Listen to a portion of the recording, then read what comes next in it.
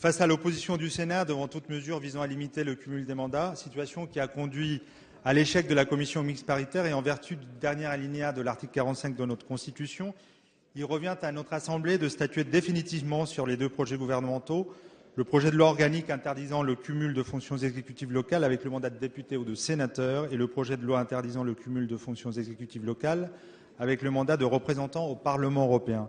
Il s'agit en fait de donner une traduction législative à l'engagement 48 du candidat François Hollande.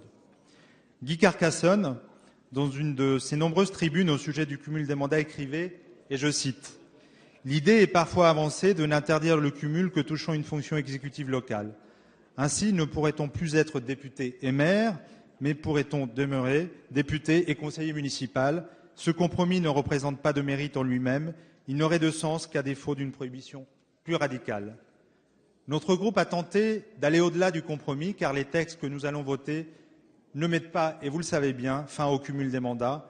Un parlementaire pourra toujours exercer un mandat local et le cumul des mandats locaux reste possible, à l'heure même où nos collectivités territoriales gagnent en compétences et en poids politique.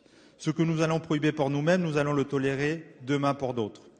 Nous aurions en effet préféré une réforme d'une plus grande portée, plus radicale, une réforme qui prône le mandat unique pour les parlementaires, une réforme qui limite dans le temps l'exercice d'un mandat, une réforme qui s'applique immédiatement et qui comporte également une limitation plus stricte du cumul des mandats locaux et des indemnités.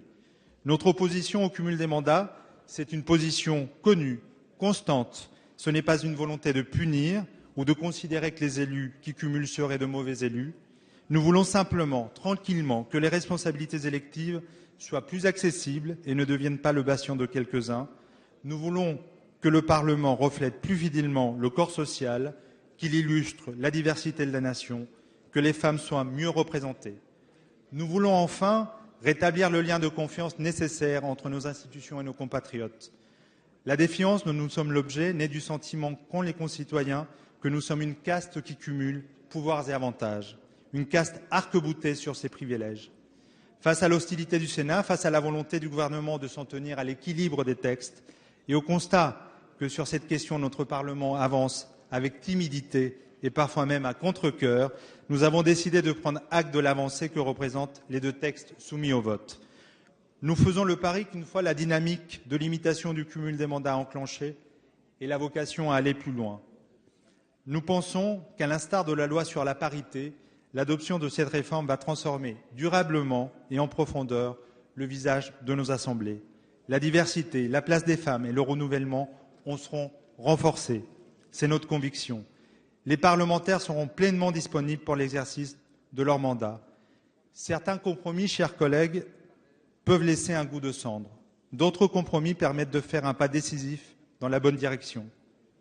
Droit de vote et d'éligibilité pour les résidents étrangers non communautaires. Introduction de la proportionnelle et limitation du cumul des mandats. C'était le pacte de confiance passé le 6 mai entre François Hollande et le peuple français. Nous allons faire un premier pas. Il ne faut pas s'arrêter en chemin. Les députés écologistes voteront ces textes sans regret, sans état d'âme. Merci.